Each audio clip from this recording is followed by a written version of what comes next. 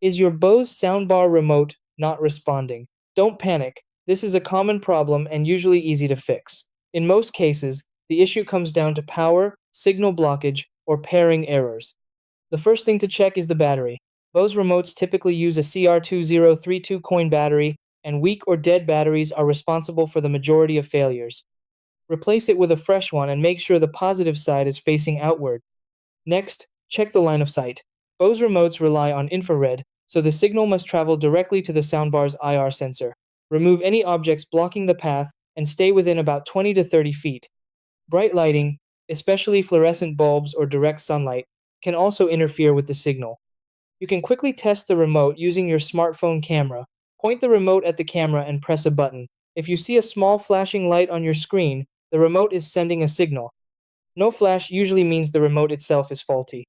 If basic fixes don't work, open the Bose Music app and remove the current remote pairing, then pair it again. You can also reset the soundbar by unplugging it for 30 seconds.